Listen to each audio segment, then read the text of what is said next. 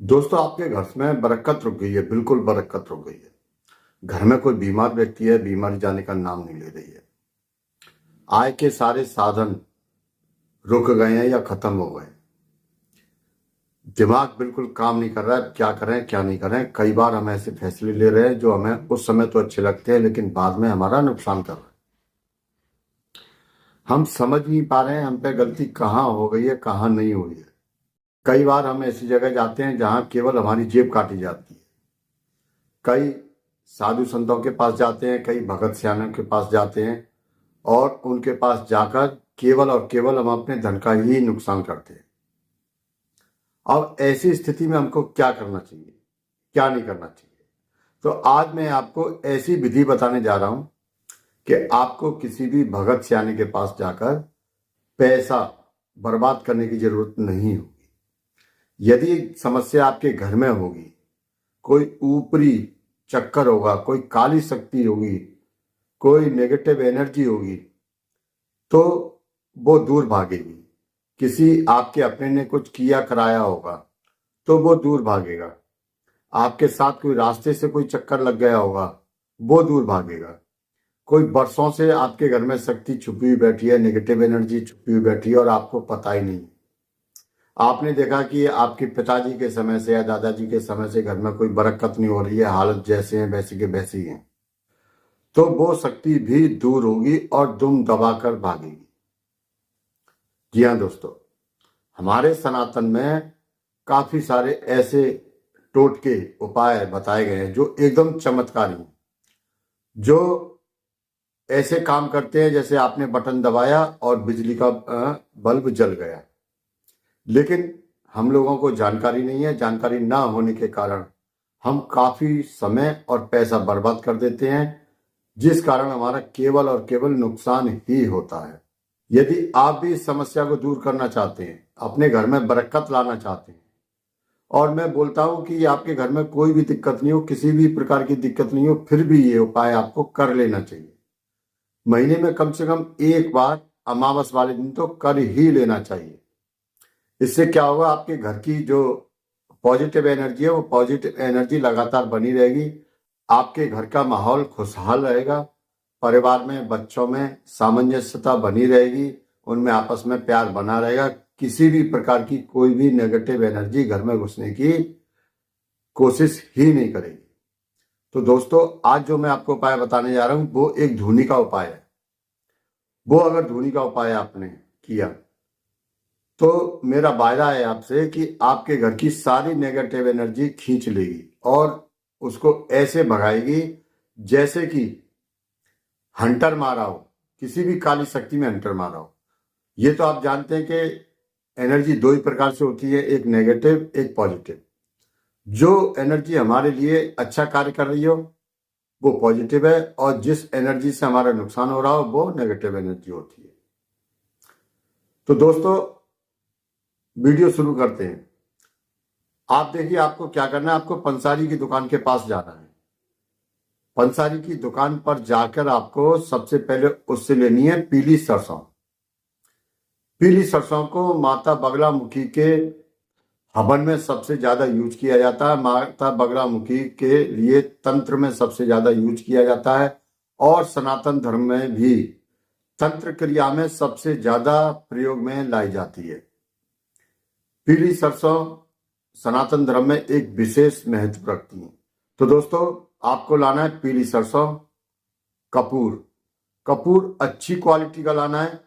आप किसी भी अच्छी क्वालिटी का ही लेकर आए। मैं किसी भी कंपनी का प्रमोट नहीं कर रहा हूं। यदि अच्छी कंपनी का नहीं मिले तो आप देसी कपूर ले आए। देसी कपूर आपको जैसे कि नमक आता है डेले वाली फॉर्म में, वैसा मिलेगा। भीमसेनी कपूर ला सकते हैं। कपूर की जो छोटी टिक्की आती हैं बटन टाइप से, वो ला सकते हैं। लेकिन किसी अच्छी दुकान से, अच्छी प्रतिष्ठित दुकान से, विश्वास पात्र दुकान से ले आए। कपूर के बाद आपको लाना है लोबान। अब दोस्तों, लोबान इस्लामी तंत्र में सबसे ज्यादा काम करता है। लोबान को जिस प्रकार हमारे सनातन में गुग्गल का प्रयोग करते हैं, उसी प्रकार लोबान का इस्लामी तंत्र में सबसे ज्यादा प्रयोग होता है। और गूगल लानी है। गूगल का सनातन धर्म में सबसे ज्यादा प्रयोग किया जाता है। गूगल की धूप बत्ती से, यदि हम केवल गूगल की धूप बत्ती जलाते हैं, धूप बत्ती से ही देवी देवता आकर्षित होते हैं और घर में निवास करते हैं। इसके धुएं से घर में पॉजिटिव एनर्जी बढ़ती है। इसके धुएं से घर में प्रसन्नता का माहौल होता है। गूगल सनातन धर्म में सबसे ज्यादा प्रयोग किया जाने वाला पदार्थ है। गूगल के प्रयोग से देवी देवता आकर्षित होकर आपके घर पे आते हैं। तो दोस्तों, लोबान हो गया, गूगल हो गया, कपूर हो गया, पीली सरसों हो गई। अब आपको क्या करना है, आपको देसी घी लेना है और देसी गुड़ लेना है। ये चारों पांचों चीजें आपको लेनी है। इनके बाद आपको एक कंडा लेना है, जो उपला होता है ना, वो उपला लेना है। कंडे को आपको क्या करना है, जो गैस होती है, गैस के ऊपर एकदम जला लेना है, उसका धुआं आना भी बंद हो जाए। लेकिन ये प्रयोग आपको कब करना है, ये प्रयोग आपको जब आप अपनी पूजा कर रहे हो घर में, जब आपका पूजा का समय हो तभी करना है। और ये उपाय आपको करना है मंगलवार, शुक्रवार, शनिवार। अमावस को जरूर करना है, चाहे वो शनिवार तक किया हो आपने और इतवार की अमावस पड़ रही हो या गुरुवार की अमावस पड़ रही हो, अमावस को ये जरूर करना है। अब आपको उस कंडे को, एक जो मिट्टी का कोई सकोरा आता है, कुम्हार के पास मिल जाता है अच्छा सा, वो सकोरे में लाके रखें और उसके ऊपर कपूर रखें, पीली सरसों रखें, लोबान रखें, गूगल रखें, घी डालें और गुड़ डालें। अब वो कपूर अपने आप, जो हमने कंडा रखा था, कंडे की लौ से, कंडे की गर्मी से अपने आप आग पकड़ लेगा। अब आपको क्या करना है, ये जो सकोरा है मिट्टी का, इसमें जो धुआं उड़ रहा है और जो आग जल रही है, इसको आपके घर के जितने भी कमरे हों, कोने हों, सभी कोनों में ऐसे करके, आपने देखा हो ना मंदिर में या कोई पुजारी होते हैं तो वो हाथ में ऐसे करके उनके आगे, और वो धुएं को ऐसे करके वो धुआं आपको चारों तरफ देना है। ऐसा करने के बाद वो कपूर जब ठंडा हो जाएगा और वो आग ठंडी हो जाएगी, तो उसकी जो राख है, उस राख को आप किसी भी समय के लिए रख सकते हैं। जैसे कि किसी के ऊपर आपको लग रहा है कोई परेशानी आ रही है या कोई ऊपरी चक्कर लग रहा है, तो उसको आप ऐसे करके उसके थोड़ा से माथे पे, थोड़ा सा गले में और बीचों नाखून में लगा सकते हैं। ये उपाय उसकी ऊपरी बाधा भी दूर कर देगा।